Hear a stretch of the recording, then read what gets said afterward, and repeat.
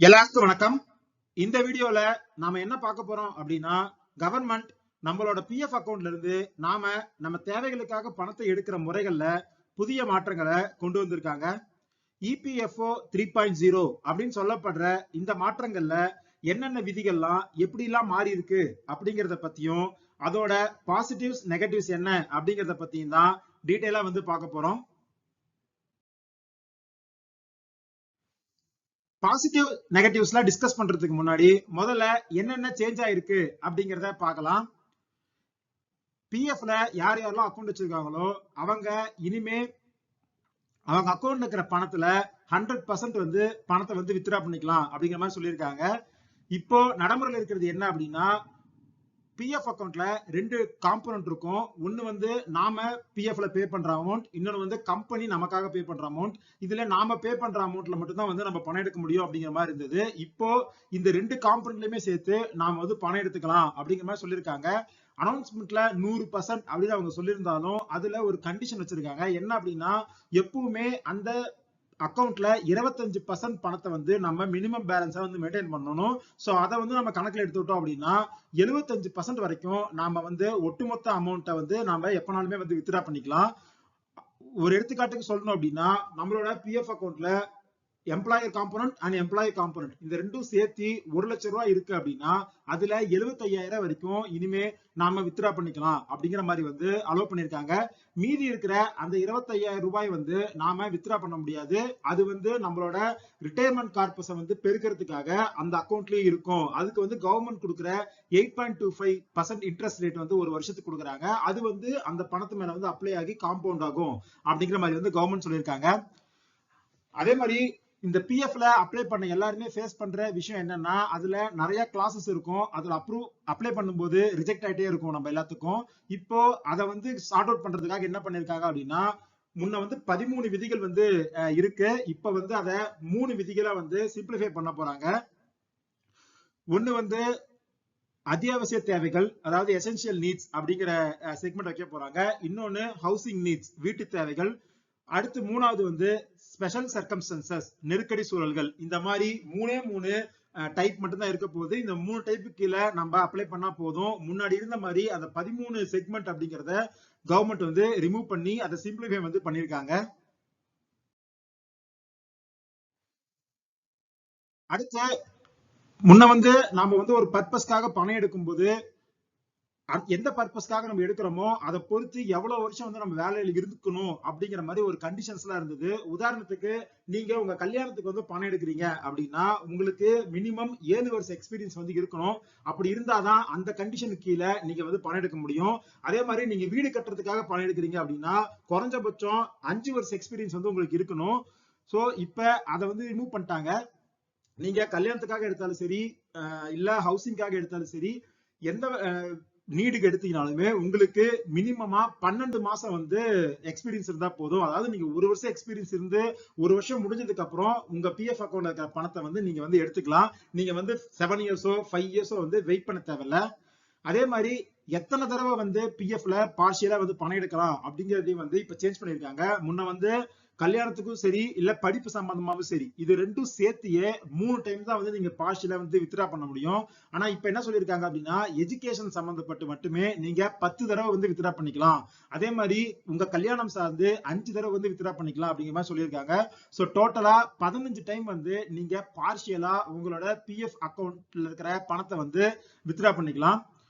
அடுத்து நாம முன்னாடியே பார்த்த அந்த 3 நீட்ல மூணாவது நீட் ஸ்பெஷல் சர்க்கம்ஸ்டன்சஸ். முன்னையுமே இப்ப இந்த மாதிரி ஒரு செக்மெண்ட் இருந்தது. ஆனா இந்த செக்மெண்ட்ல நீங்க அப்ளை பண்றீங்க அப்படின்னா அதுக்கு டாக்குமெண்ட் ப்ரூஃப் வேணும். நீங்க என்ன ஸ்பெஷல் சர்க்கம்ஸ்டன்சஸ்க்கு அப்ளை பண்றீங்க அப்படிங்கிற மாதிரி.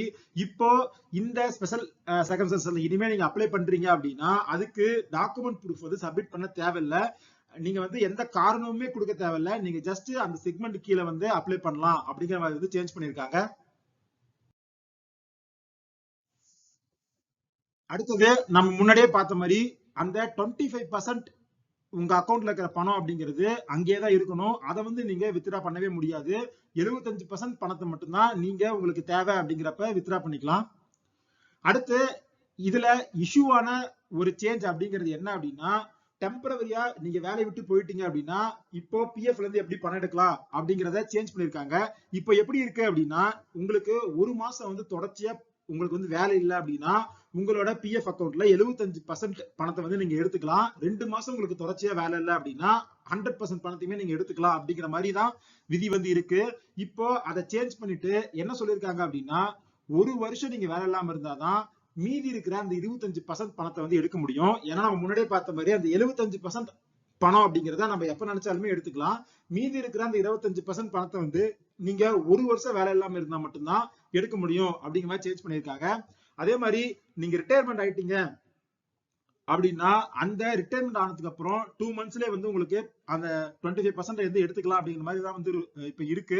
இப்ப அதையும் சேஞ்ச் பண்ணி நீங்க 3 வருஷம் வந்து வெயிட் பண்ணணும். 36 மாசம் கழிச்சுதான் மீதி இருக்கிற அந்த 25% வந்து நீங்க எடுத்துக்க முடியும் அப்படிங்கிற மாதிரி சொல்லியிருக்காங்க. அதுக்கு கவர்மெண்ட் என்ன சொல்றாங்க அப்படின்னா ஆல்ரெடி நீங்க 75% பணத்தை வந்து எப்பனாலும் எடுத்துக்கலாம் அப்படின்னு இருக்கிறதுனால இந்த 25% பணத்தை வந்து ரொம்ப நாளைக்கு நீங்க இந்த அக்கௌண்ட்ல மெயின்டைன் பண்ணீங்கன்னா தான் உங்களோட ரிட்டையர்மெண்ட்டுக்கு அப்புறம் இருக்கிற லைஃபுக்கான காம்பவுண்டிங் வந்து நடக்கும். சோ அதனாலதான் அந்த 25% பணத்தை எடுக்க முடியாமலும் அதை எடுக்கிறதுக்கான டைம் வந்து நாங்க இன்க்ரீஸ் பண்ணிருக்கோம் அப்படிங்கிற மாதிரி வந்து சொல்லியிருக்காங்க. சோ இதெல்லாம் தான் இந்த விதிகள்ல நடந்த மாற்றங்கள். அடுத்து வந்து ப்ராசஸ்ல வந்து ஒரு சில இம்ப்ரூவ்மெண்ட்ஸ் பண்ணிருக்காங்க. அது என்ன அப்படிங்கறத வந்து அடுத்த ஸ்லைட்ல பார்க்கலாம். ஆக்சுவலி நாம முன்னாடி டிஸ்கஸ் பண்ண அந்த ப்ராசஸ்ல நடந்த இம்ப்ரூவ்மெண்ட்ஸ் வந்து என்ன அப்படின்னு பார்த்தோம் அப்படின்னா ஒண்ணு இனிமே பிஎஃப்ல இருக்கிற பணத்தை வந்து ஏடிஎம் மூலமாவோ இல்ல யூபிஐ மூலமாவோ எடுத்துக்கிறதுக்கும் வந்து அவங்க வந்து ஸ்டெப்ஸ் எடுக்க போறோம் அப்படிங்கிற மாதிரி சொல்லியிருக்காங்க. அந்த ஏடிஎம் மூலமா எடுக்கிறதுக்கு நம்ம கிட்ட டெபிட் கார்டு மாதிரியே நம்மளோட யூஏஎன் அக்கௌண்ட் நம்பரை லிங்க் பண்ணி ஏடிஎம் லைக் கார்ட்ஸ் வந்து அவங்க கொடுக்க போறாங்க. சோ அதை வச்சு நம்ம வந்து ஏடிஎம் மூலமா பணம் எடுத்துக்கலாம். அதே மாதிரி இப்போ நீங்க பிஎஃப் அக்கௌண்ட்ல ஏதாவது ஒரு பேர் மாத்தணும்னாவோ இல்ல ஏதாவது உங்களோட டேட் ஆஃப் பர்த்தோ ஜெண்டரோ ஏதோ ஒன்று மாத்தணும்னாவோ அது வந்து ஒரு பெரிய ப்ராசஸ். உங்களோட பழைய கம்பெனில போய் நீங்க வந்து அந்த ஹெச்ஆர் டீம் பேசணும். அது வந்து அப்பப்போ வந்து உங்களுக்கு ரிஜெக்ட் ஆகும். ஸோ அது ஒரு பெரிய ப்ராசஸா இருக்கு. இப்போ அதை என்ன சொல்லியிருக்காங்கன்னா அதை சிம்பிளிஃபை பண்ணி வெறுமனே ஓடிபி பேசிஸ்ல நாமளே வந்து அதை எப்பனாலுமே சேஞ்ச் பண்ணிக்கலாம் அப்படிங்கிற மாதிரி கொண்டு வர போறாங்க. அதுக்கு வந்து நீங்க ஆதார் லிங்க் மொபைல் நம்பர் வச்சிருப்பீங்க. அந்த மொபைல் நம்பருக்கு ஓடிபி அனுப்பி அதை பேஸ் பண்ணி மட்டுமே நீங்க பிஎஃப் அக்கௌண்ட்ல உங்களோட name and date of birth gender இந்த மாதிரி எல்லா விஷயத்தையும் வந்து சேஞ்ச் பண்ணிக்கலாம் அப்படிங்கிற மாதிரி இந்த ப்ராசஸ் இம்ப்ரூவ்மெண்ட்ஸ் கொடுத்திருக்காங்க. சோ இதெல்லாம் தான் இந்த இபிஎஃப்ஓ 3.0ல கவர்மெண்ட் கொண்டு வந்திருக்கிற புது ரூல்ஸ்.